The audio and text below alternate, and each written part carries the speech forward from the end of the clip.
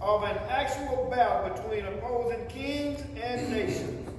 However, the purpose of this passage is not to record the fact of a particular war for history. The purpose is to show the courage of Abram and his faith. God made rare promises to Abram, and Abram believed God even against all odds.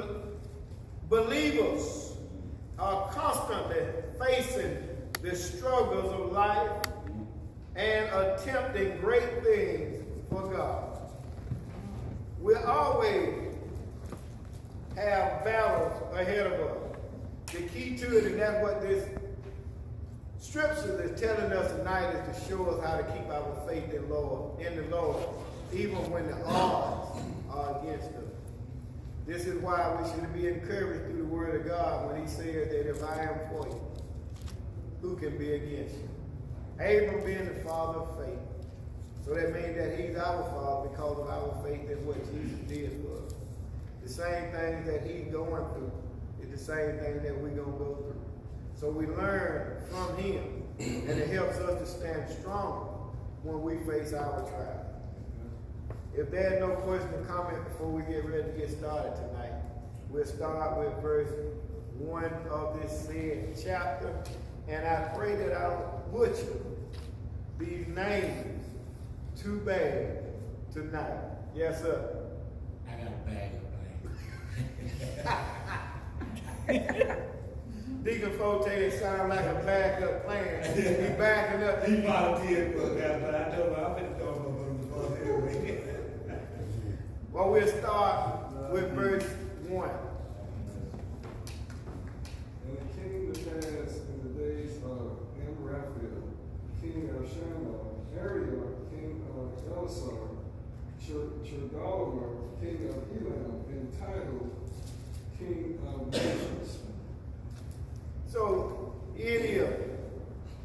war broke out, and Lot was taken captive, is what this is all about as a prisoner. He was a prisoner of war. Lot was like a son to Abram, so his capture would be of critical concern to Abram. The invaders were 4 kings from Babylon and Elam of Persia. Araphu, the king of Shinar, which were the land of Babylon. Arioch, king of Elasar, which was probably a city of Babylon or Assyria.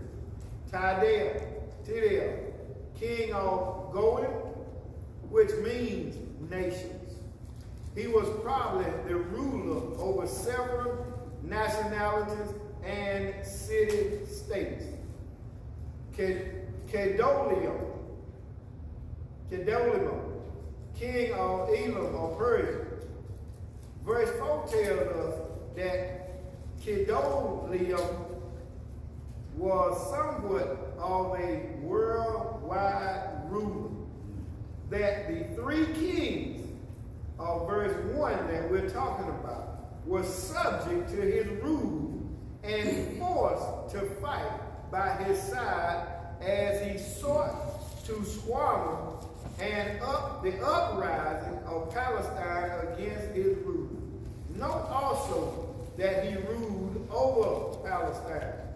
So we have these kings of nations that's coming together for battle. And as we go into verse 2, That he's made war with Pharaoh, king of Sodom, and Bersha, king of Gomorrah, Sheol, king of Admah, and Shemeber, king of Zeboiim, and the king of Bela, which is Zoar. so now the defenders were 5 kings of Palestine. Apparently the 5 major kings of the land. Note that each city had a king. The government of the day was apparently what is known as city-states. is, a city and its surrounding territories were governed by some ruler or some appointed body of persons. Let's go into verse 3. All these joined together in the valley of Siddim, which is the Salt Sea. So the battlefield was the valley of Siddim, the Salt Sea, or the Dead Sea.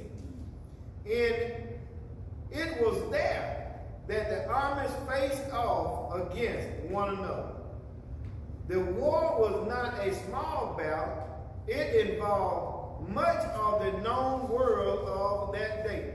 Elam of Persia, Babylon, perhaps Assyria, and some king of nations, some men who ruled over several nations, all joining an alliance against Palestine. We go to verse 4. 12 years they served Chedorlaomer, and in the 13th year they rebelled.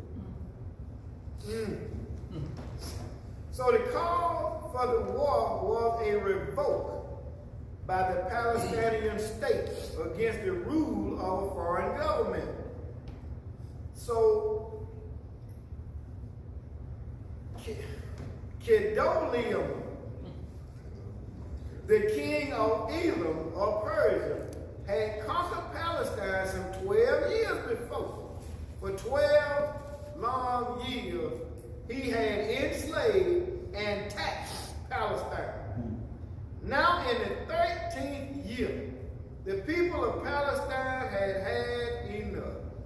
When the time came for the taxes to be paid, they refused and rebelled and left Chedorlaomer with no choice, for he had to protect his tax base and the trade route that ran through Palestine down into Egypt and northern Africa.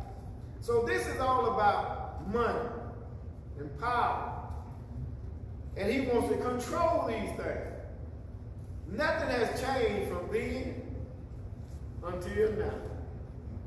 We'll go to verse, let's take 5 through 7 and tie them together.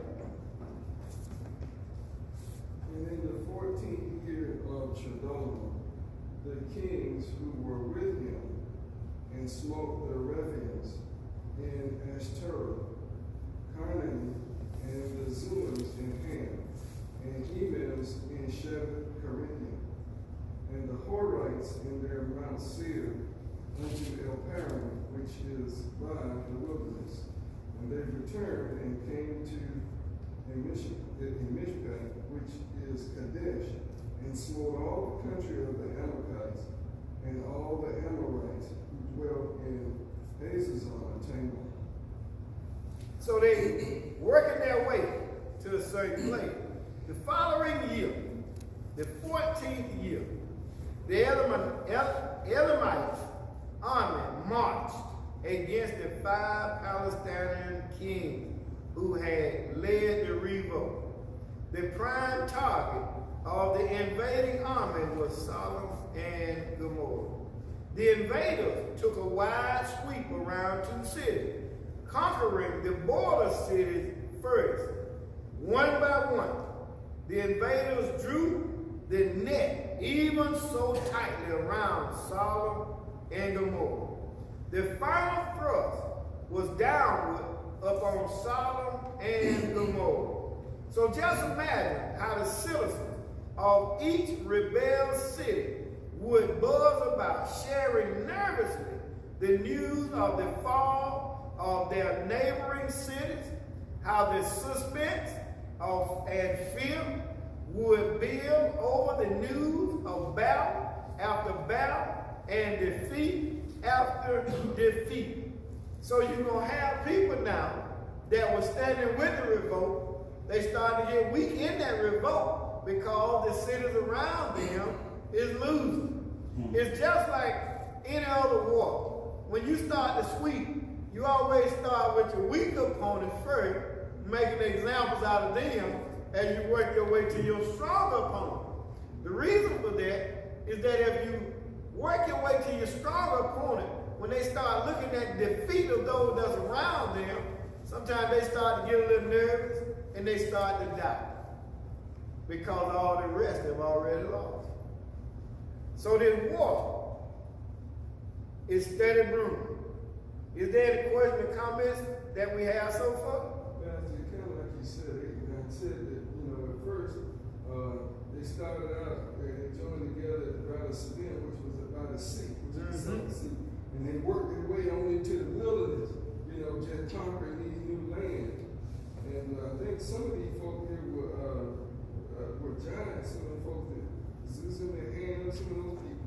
I think they were kind of oversight, big people. Big people. Yeah, but what's his name? What his name is? He wasn't afraid. He conquered them. He had no fear. So I thought that was pretty interesting.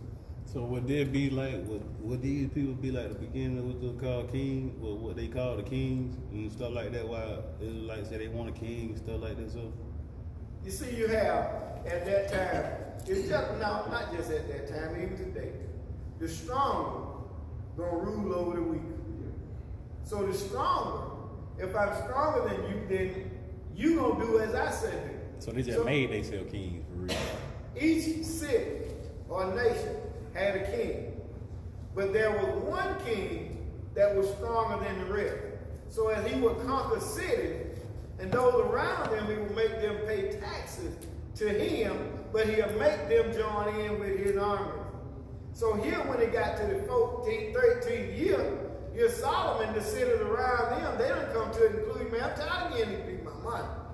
So they felt like, well, we strong enough now that we gonna fight back. We're not paying taxes. So when they start to invade, he brought all of those that was around him, that was under him, different nations.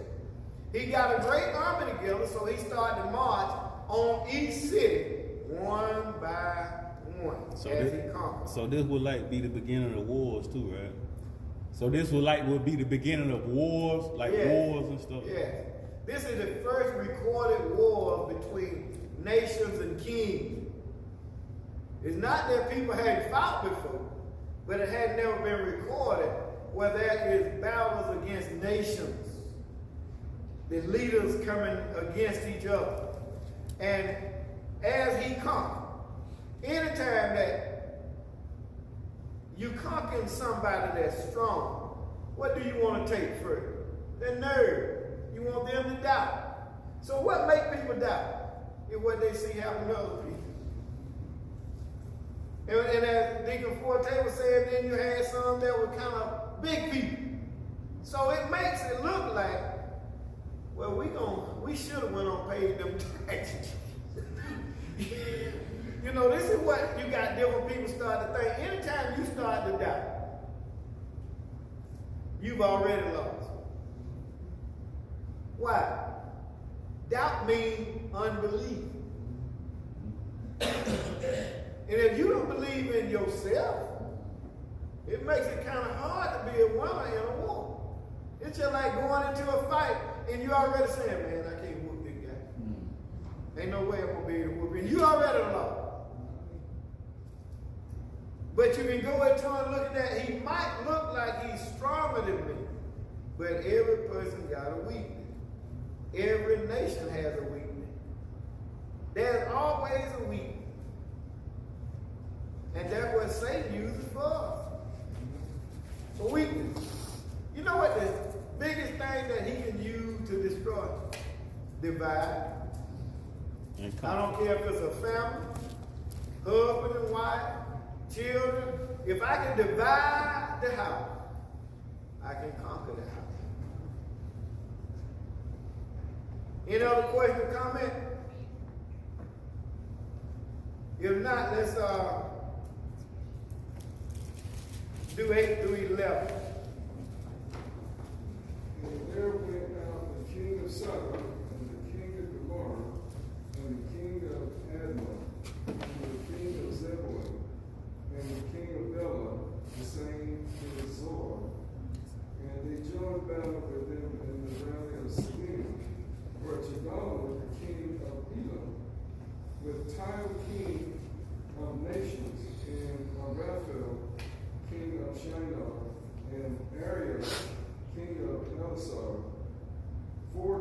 kings with fire.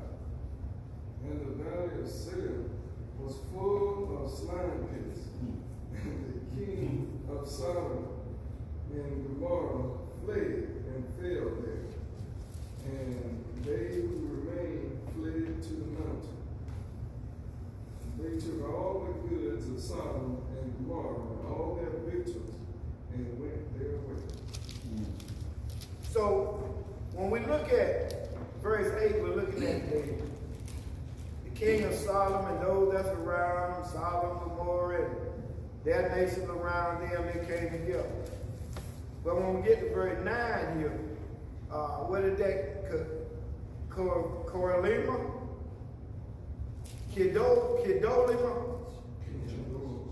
He was a powerful king over many nations. He had conquered many nations and made them fight with him. So here all of them is coming together. So the major battle was fought in the valley of the Salt Sea. That is the Dead Sea. The king of Sodom and Gomorrah suffered a humiliating defeat. Verse 10 and 11.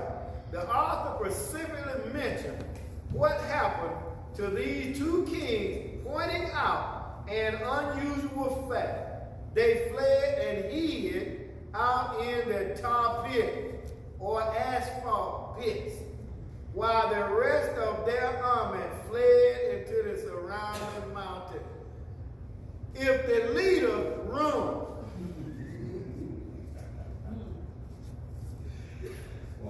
they run into the pit to hide. What do you expect for the army to do when they see the king is on the run?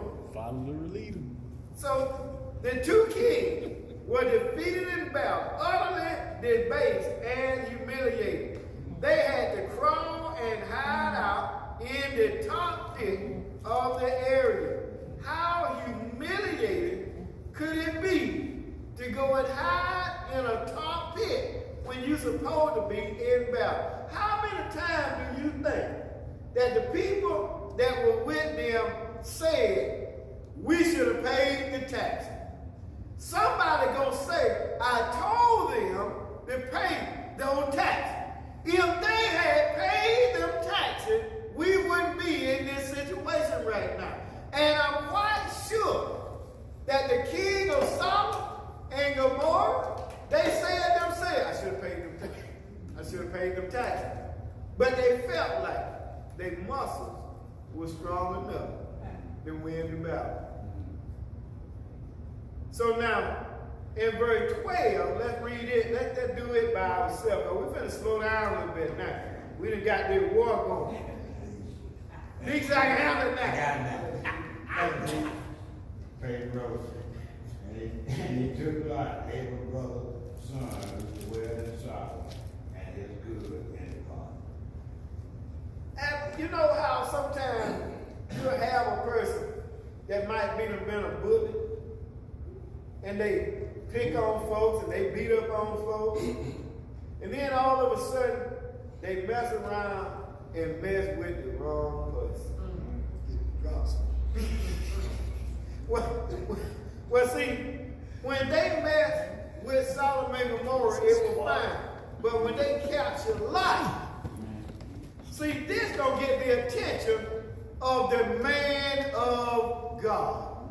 Can y'all see that? See, Sodom and Gomorrah, they are sinners anyway.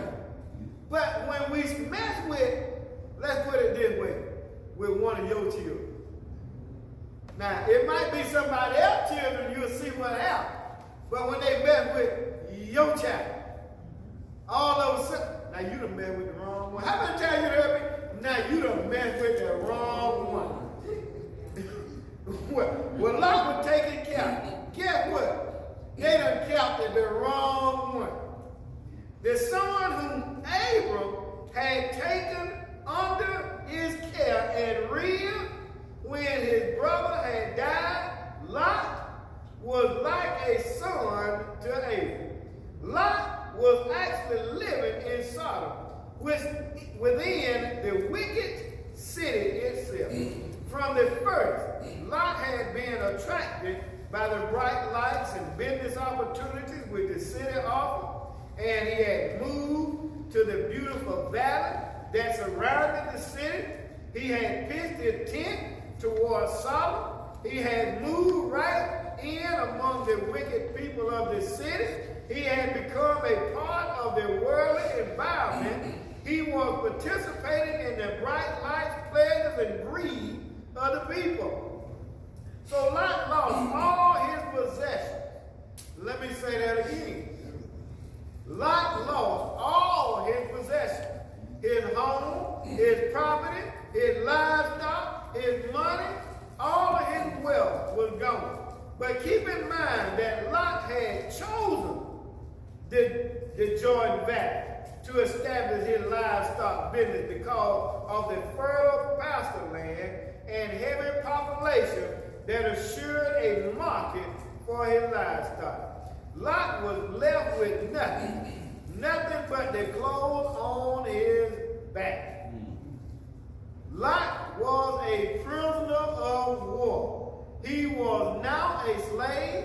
He was being deported, being taken to some foreign land to serve as a slave to the invader. Lot chose the best land for himself when his uncle gave him the opportunity. Lot chose to get close to the sinful people, wicked people of Sodom and Gomorrah. Lot chose these things, and the reason I want to put emphasis on this is because sometimes we choose to get too close to the world because of what we think that we can get from the world and end up losing everything. Can y'all see this? The place that he looked at, that he could benefit from the most, because he's in the wrong place at the wrong time, he done lost everything he had. Y'all need to pay close attention at this. The stuff he loved is what he lost. Where he saw that he could make it is the place he couldn't make it. Because right now he's a slave to some other nation. And they have taken everything he had. Lot is not a smart person either. And we're going to keep looking at Lot. We'll see, not right now, but as we go on, I want us to take a close look at it. But right now, I want you to take a close look at how he thought he was in the place to benefit, but he ended up losing. Can y'all get this? The place we think that we can benefit sometimes is the place that costs us the most. Let's go on to verse 13. Yes. There came one that had escaped and told a Hebrew, for he dwelled in the plain of Mamre and the Amorite, brother of Eshcol and brother of Abner. He was compared with Abram. So now, it's always going to be somebody to make that mad dash. I'm going to get some help. I'm going to tell they done got locked.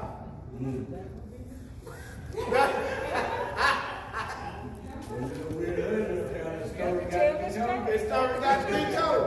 They always need one person. One. One person to tell the story. Tell the story. So some person escaped the invading army. He was probably from Sodom, for he knew Lot. And he knew that Abram and Lot were related. As quickly as he could after he escaped, he made his way to Abram and told him about Lot. The fugitive knew that the fugitive knew that Abram offered the greatest hope for his own personal safety and health, and for going after the murderous invaders, saving the captive and restoring their stolen goods. It looked like when we get in trouble, you looking for somebody who you know real. Now all of the rest of the time might not know you, but now when I get in trouble, I don't want somebody who's not real right now. I need somebody who's real. And he knew that that Abram was real in his walk with God. And they knew that the God of Abraham had already shown them great things. So now Abram was sort in the moment of crisis. Abram was known to be a man of faith and courage, and that was exactly what was now needed. A crisis often stirs people to seek persons of courage and of faith. God made rare promises to Abram, and Abram believed God, even against all odds. He had anticipated the danger that lay ahead on him as he lay hold of the promises of God, which was the promised land. No person lays claim to a land that is occupied by others without facing opposition. Struggles after struggles was to confront Abram, so he had prepared ahead of time. He had joined hands with others, made a covenant, a treaty for mutual protection. The treaty was with the Amorites, Mara, and two brothers, Escon and Anna. The valley where Abram and Mara was living was named after Mara. So here it is. Now Abram is getting ready to go to battle. We're at this verse 14 or 13. 13. So now here it is. He's pulling together some allies or friends that he done made along the way. But now the thing about that I found with people that are real, they only gonna make alliances with people just like them. So evidently, Abram and them had made this allowance, and they had to be somewhat similar in their beliefs, in their way of life, in their thinking. So now, Abram pulled them together. And let's go to verse 14. And when Abram heard that his brother was taken captive, he armed his trained servants, going in his own house, 318, pursued them unto Dan. Now, here it is. Listen to what he said. When Abram heard, we done got with them, but guess what? My army got to be somebody that I put my trust in. Been well trained. So now, Abram, Lot was like a son to Abram, for Abram had ridden since his childhood, but spiritually, Lot was a brother, a spiritual brother to Abram. When a brother is enslaved by some enemy, let me say this again, now listen to it.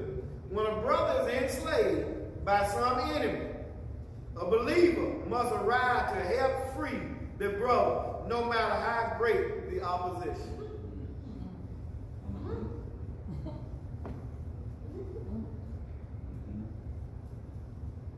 We don't leave our brothers and sisters hanging, do we? Don't we supposed to be strong by the infirmities of the weak? So Abram could have found many reasons why he should not help Lot. A whole lot of them. Lot had done a terrible wrong against Abram. He had acted with greed and selfishness, absorbing Abram's right to the best land for his ranch. Lot had taken the best land for himself, leaving Abram to fend for himself on a less desirable land. Abram could have allowed harsh feelings to develop against Lot for having wronged him. That good for him. I wish I would go over there and see about it. To my son. Now the way he did me like that, but what? To my son like that. No matter what done happen when we love a person, that's the kind of love God wants us to have for each other. We got to look past others' faults and see their need. And this is what Abram is seeing now. Abram could have responded by saying that Lot was getting what he deserved, that God's judgment was falling upon Lot because of his worldliness.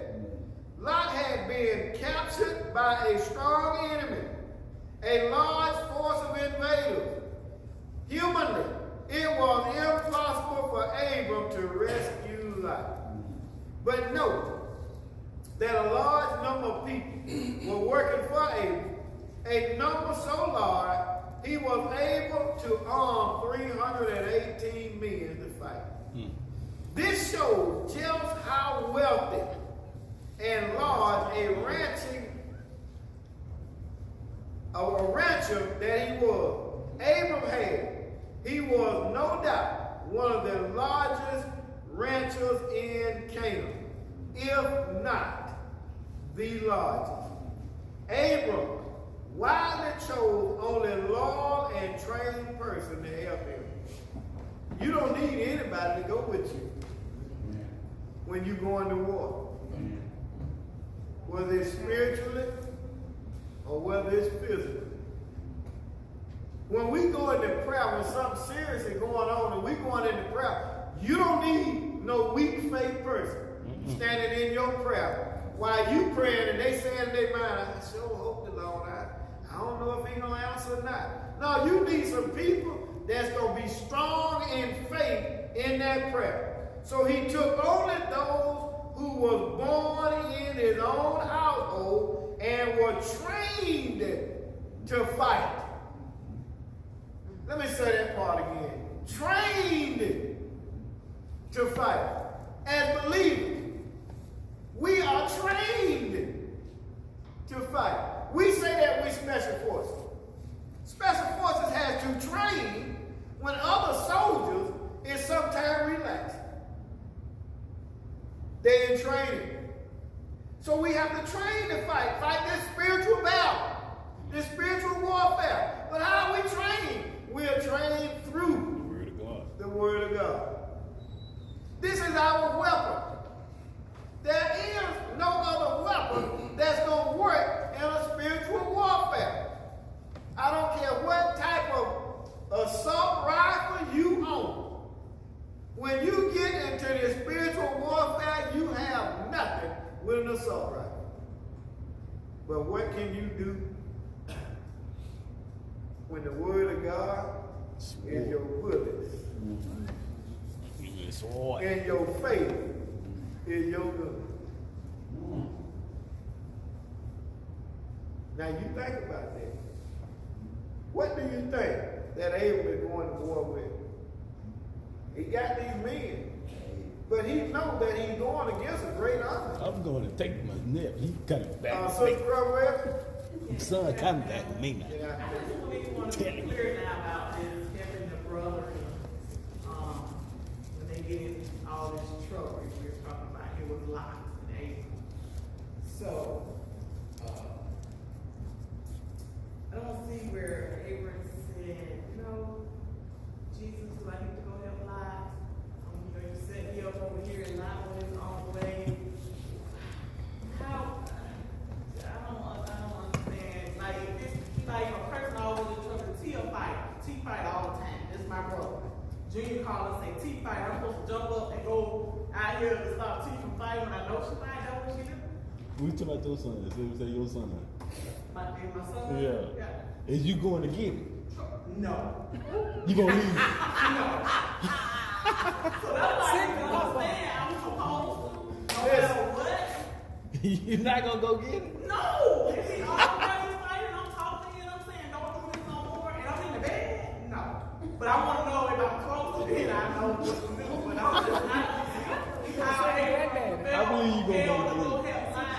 To me, he set up and it was meant for them obviously to divide. Now, Lot got already got his own self-care.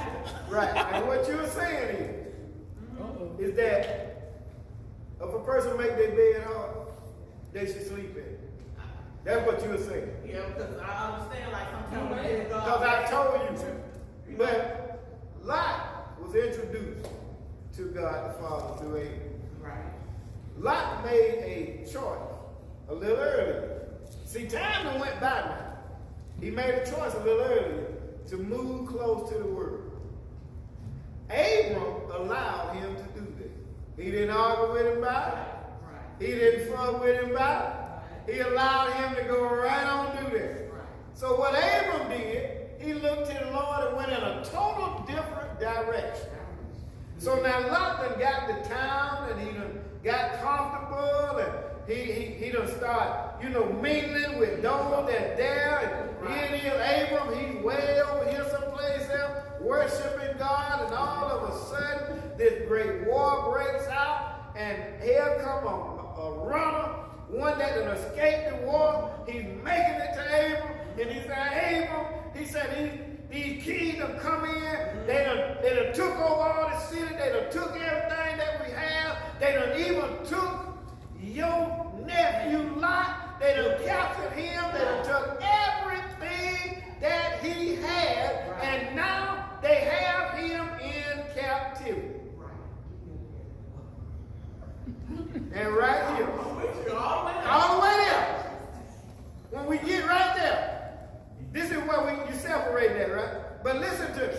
Right here, remember what this represents. It's also symbolic to right and wrong. When Abram heard about his nephew being captured, it has gotten to a point now of life threatening. He can lose his life now. He can die now. He is taken completely away, and I don't know what's going on. So what Abram done now, Abram go to the Lord. Don't think Abram just jumped up and said, hey, I think I'm... No. Okay. See, a man of God is first going to consult God. Okay. He going to ask God to guide his steps. So now once he done talked to the Lord is what encourages him, and he get up a group of people, but the people that he have is not nearly enough to go to battle against these kings and nations that have taken them over. This is the key. He allowed Lot to go deeper and deeper and deeper. He allowed Lot to be captured. But now Lot's life is on the line. He consulted God because he loved Lot. It's just like you said, it's one thing for your child to get in trouble. Right, yeah, I ain't gonna die. Right. But now it's another thing when you see that their life is on the line. For the record, I'm going to get them. Right, so here, this is where you go. Right here, when you find out my child's life is on the line. Lord, help me, Lord. What direction should I go in? Lord, give me the strength to go down here and save my child, to bring them out of this slavery that they're in, or bring them out of this incarceration, because this is what it was. So he was doing what he could now to save Lot's life. And then I would think Lot would be calling on God at this time too, or praying for his own self. And I would think. And you know what? And I would think the same thing. So what do you think? God is in these prayers now. You see, the thing is, Lot don't know that Abram know he captured. See, Lot don't know that Abram gonna come at him. So now, naturally, Lot don't go to talking to the Lord. Train up a child in the way that he should go. And when he get old, he won't depart from it. That do not mean he might not get into something he ain't got no business to get in. This is what Lot done did. This is why Abram let him went right on, and now he done got into something that's too much for him. That'll cost him his life. If he probably just could have prayed, if my uncle just know I was him, or if anything, so that right there is just sitting, you know what I'm saying? Just probably how the man got away, by him praying about it. Action. Yeah. We don't know what Lot's prayer was. We don't know what Abraham's prayer was. But we do know what the outcome is. You see it? So now, that agape love that Abram got for Lot, when his life got on the line, everything that Lot had did, Abram got. All of a sudden, it don't matter what land he took. It don't matter that he went down to Sodom and Gomorrah. It don't matter that he disrespected me when he should have respected me as being the head. Don't none of this matter anymore. What matters now is that life is on the line, and I want to save the one that I love. Yes, sir. And Pastor, you know what I'm saying? God showing me exactly what Jesus Christ did. Because see, I'm in trouble. I'm devil was saying. My life on the line. And Jesus gonna come and save me. He give me the opportunity to save myself in other words, because I know, but I don't. So that's what I'm saying. It's from the spiritual side. And he's doing exactly that's what Jesus Christ done for. I mean, he already done. When he give us You know. the opportunity to accept Right. him doing it for us. For the root and trouble. Yes, sir. Well, and the thing about it is, he gives us an opportunity to accept what he done for us, even rejecting it. Because that's what we've done. And even when we come to know Christ sometimes, we still reject it. They look at our Sunday school lesson. You know what I'm saying? They rejected him all through, but hey, he still Just kept on. just kept on. And, that's what he do. So when we grab hold of it, we need to stop telling him look. And hang on. It's just like with my kids. And all they'll tell you, yeah, my dad, I'll cut them off. But now if I see one finna die, no, all the other stuff I said, no, this is a whole different category right here. Now you talking about they life on the line. Yeah, I'm gonna come see about my child. Go ahead, Dick. When he was killing kings, so Lot had some wealth. So, he was in danger. Yes, sir.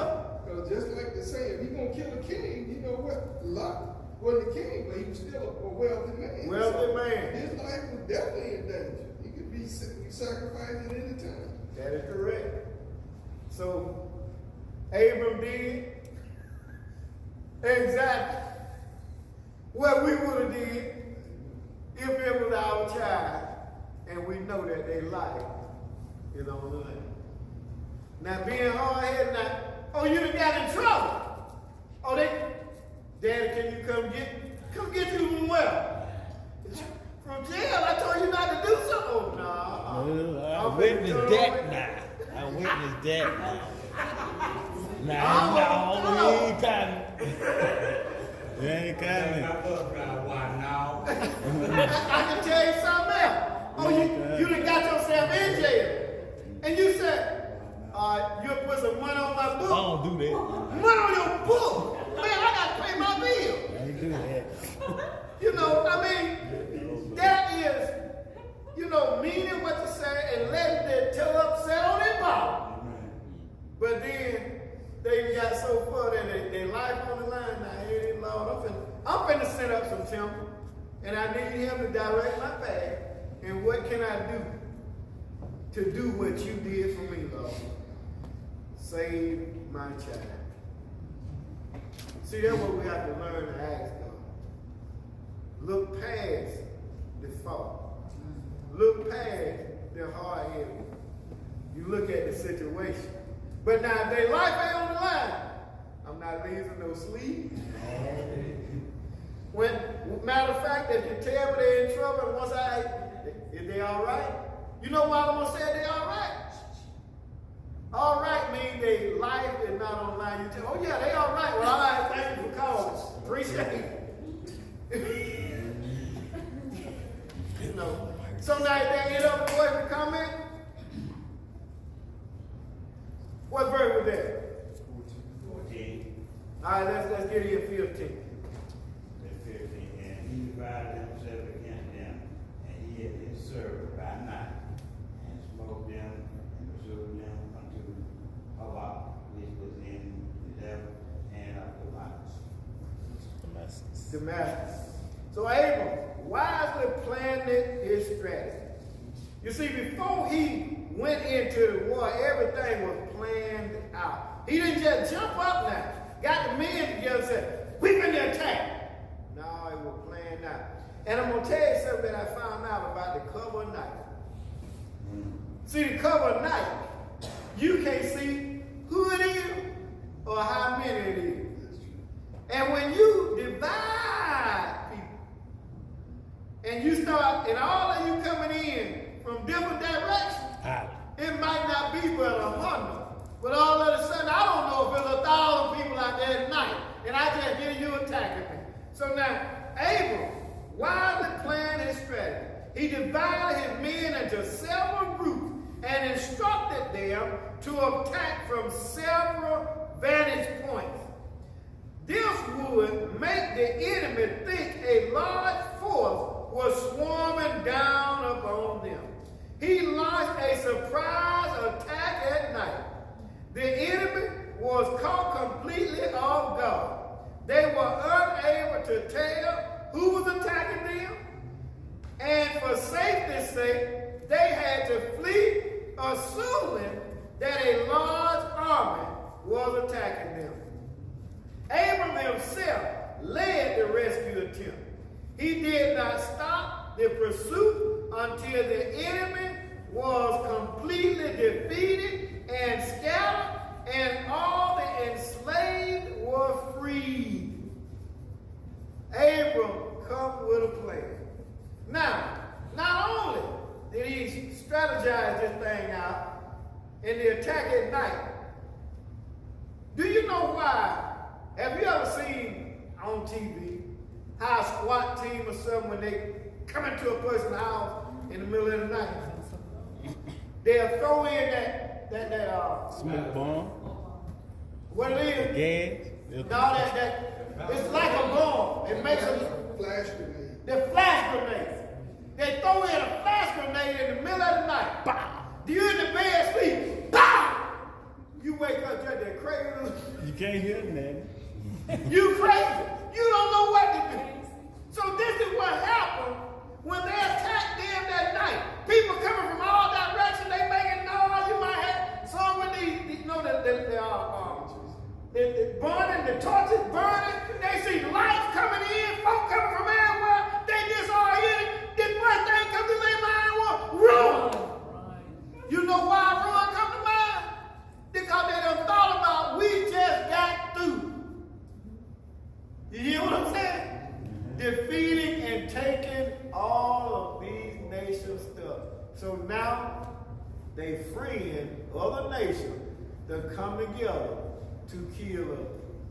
So in the middle of the night, they ain't thinking about getting together tomorrow. No shield, no sword. They thinking about running. A true story, but real short. There was a man that had 2 guns one night. Not one, but 2. They was on a dice game. Another man won all of the money. So this one guy had 1 pistol in his pocket. They were kinfolks.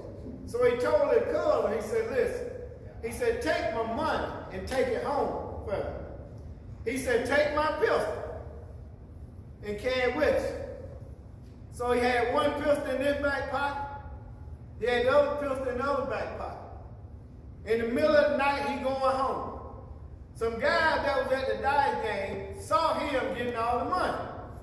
So they decided they were going to ambush him on his way home.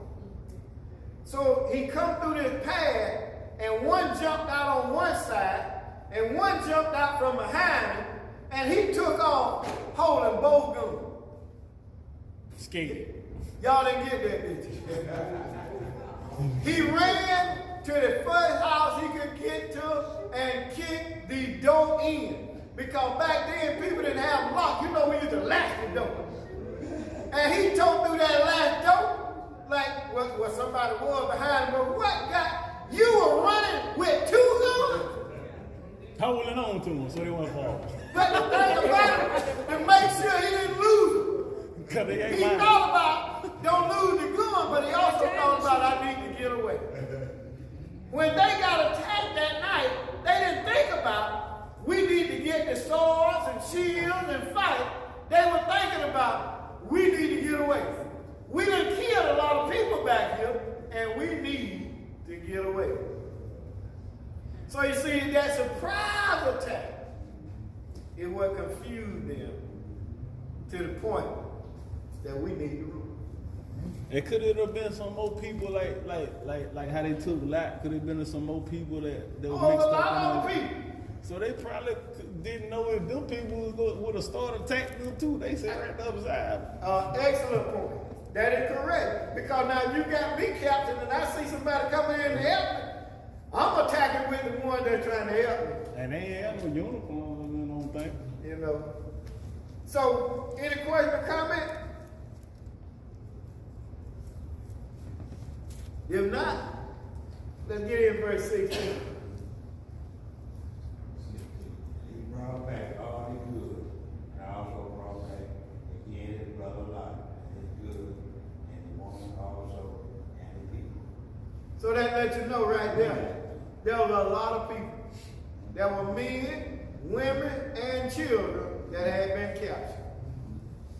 So Abram, in compassion, he rescued and brought back all the people, all the men, all the women, and all the children, all the goods, and all of their possessions. Abram took everything back that was taken. Abram could have kept everything for himself, but unselfishly, he returned everything to the people. They were unbelievers, the terrible, immoral sinners of Sodom. Yet Abram freed them and returned their goods. Why? Because Abram knew that God had always had compassion upon man and acted unselfishly toward man. Remember, God had been compassionate toward Abram after his sin in Egypt, and he had fully forgiven and restored Abram. Thus, Abram was here showing compassion and unselfishness toward the people of Sodom, demonstrating the very compassion and unselfishness of God himself. We must always act with compassion and unselfishness.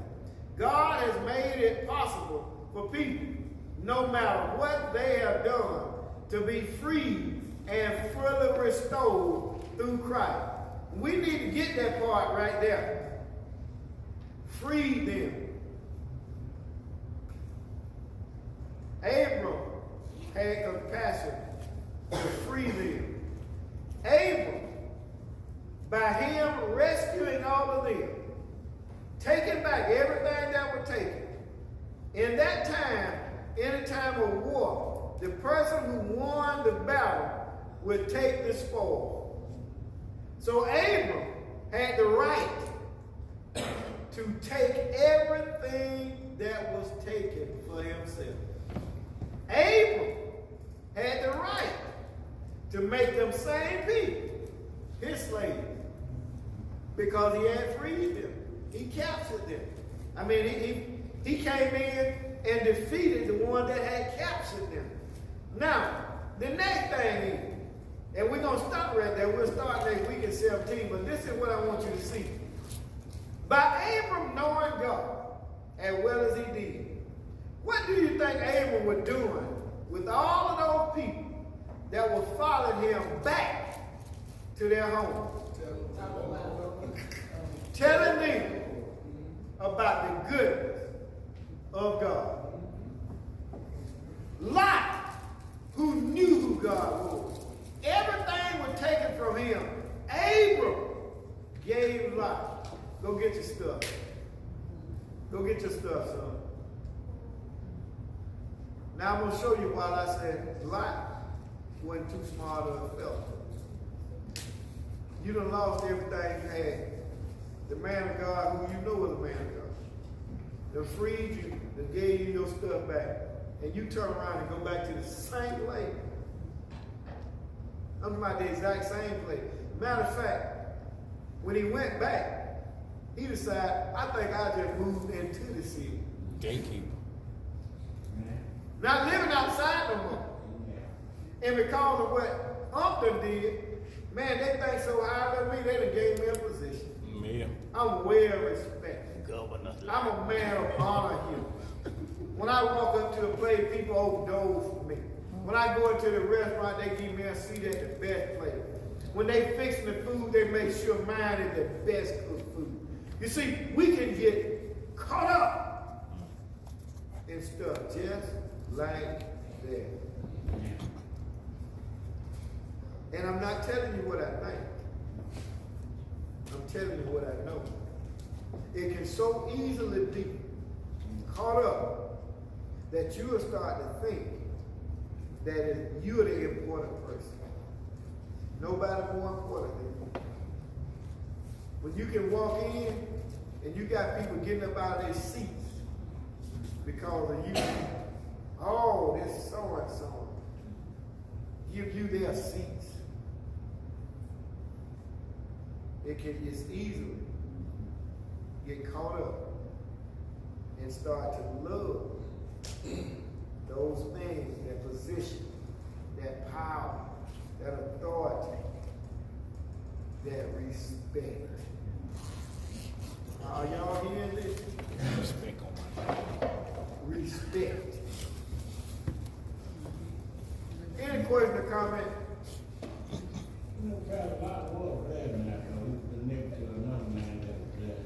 Because now God still looks out for him after he went back. He sent somebody else through.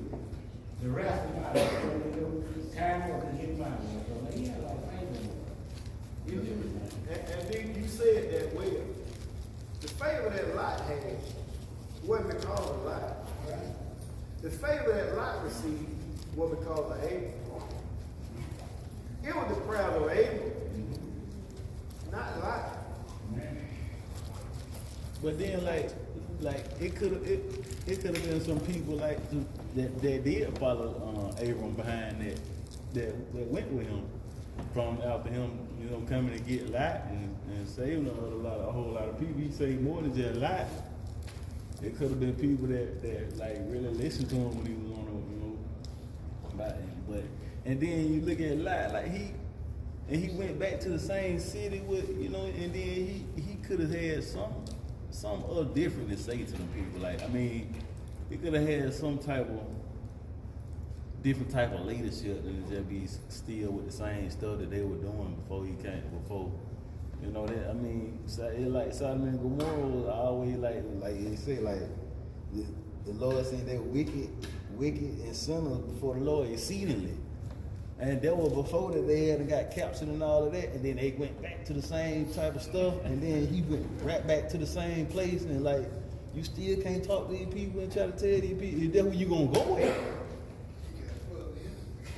Well, Brother Forte, we can look up, I mean, all we have to do is just think about society around us right now. Amen. Matter of fact, let's take society and put society out there. Let's think of Truelove.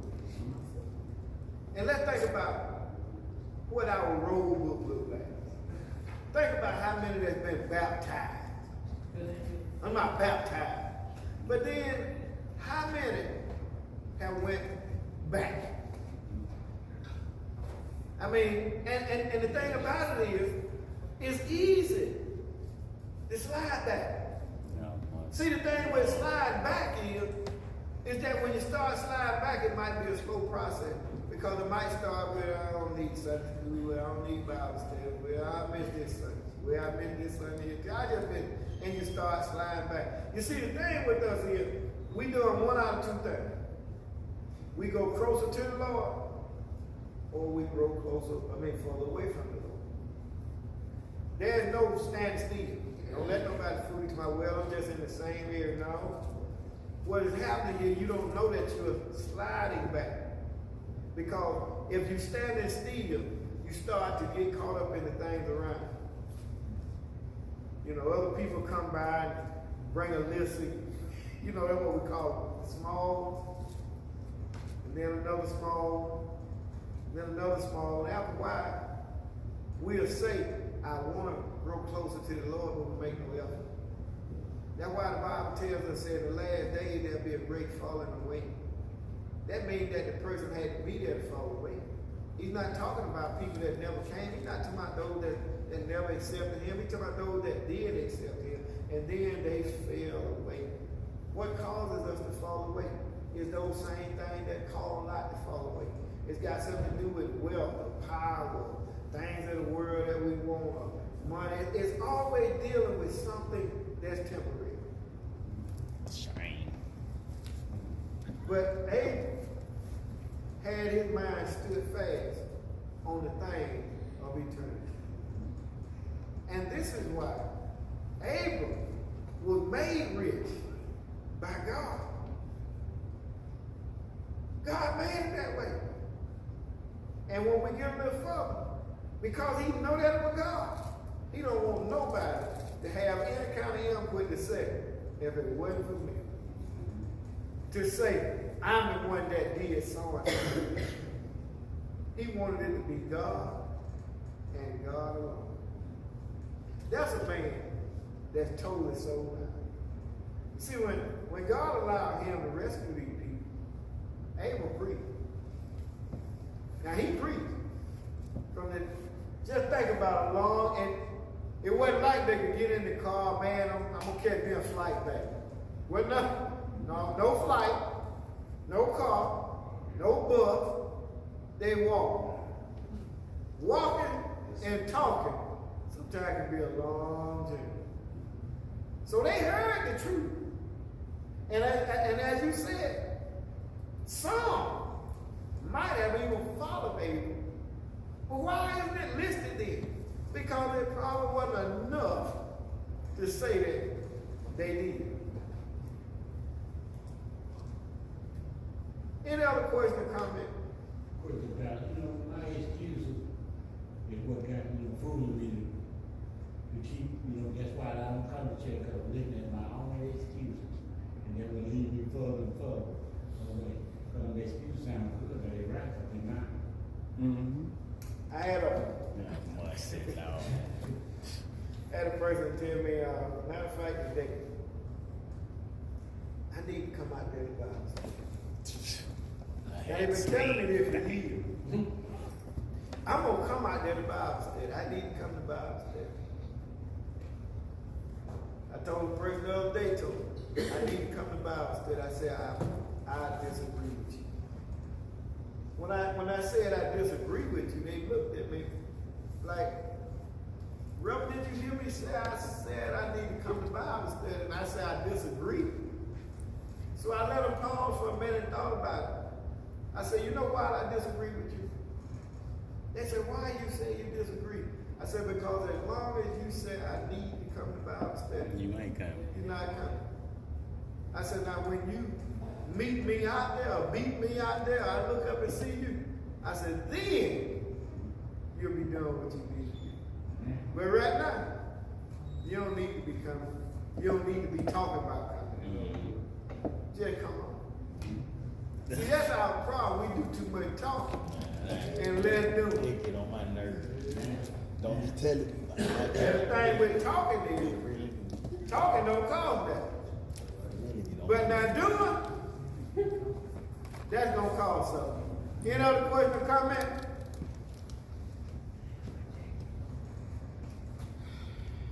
If there's no other question.